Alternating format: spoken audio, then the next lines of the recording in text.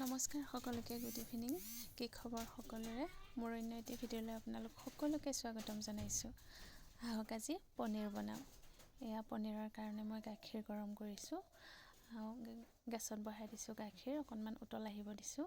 তাৰপিছত এটা বাল্টি লৈ লৈছোঁ, মানে এইটোতে গাখীৰ আছিল, গাখীৰ খীৰাইছিল ইয়াতে। তাৰ ওপৰত এটা খৰাহী আৰু ওপৰত এখন পাতল কাপোৰ, খুব ধুনীয়া কাপোৰ এখন, পাতল কাপোৰ লৈছোঁ। আমাৰ ঘৰত মানে পনীৰ থাকে, সদায় থাকে বুলি ক'লেও ভুল নহয়। এইফালে চানা পানী, পনীৰ বনোৱাৰ পিছত যিখিনি পানী ওলায় সেয়া পানী। এইটো নিদিলে আপোনালোকে নেমু ৰস বা ভিনেগাৰো দিব পাৰে। মই গাখীৰখিনি উতল অহাত চানা পানীখিনি দি দিলোঁ। গৰম দিনত মানে চানা পানীখিনি দুদিনমান থাকিলে খুব গোন্ধ, মানে বেয়া গোন্ধ এটা ওলায়, টেঙা টেঙা। মই একেবাৰে ভাল নাপাওঁ সেই গোন্ধটো। গতিকে গৰম দিনত মই বেছিভাগেই নেমু ৰস বা ভিনেগাৰ দিওঁ। কিন্তু এতিয়া যিহেতু ঠাণ্ডা দিন, তেনেকৈ গোন্ধ নোলায় বাৰু, সেইকাৰণে চানা পানীকে দি দিছোঁ।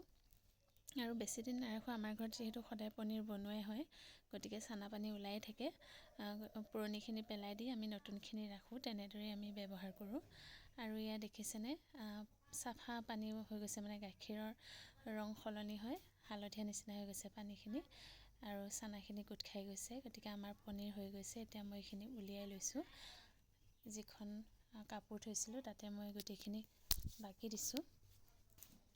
তাৰপিছত এইখিনি অকণমান এনেকৈ জোকাৰি লৈছোঁ, যিহেতু জোকাৰি ল'লে কাষত লাগি নাথাকে। তাৰ ওপৰত এনেদৰে মেৰিয়াই দি ওপৰত গধুৰ কিবা বস্তুৰে হেঁচা মাৰি থ'ব লাগে।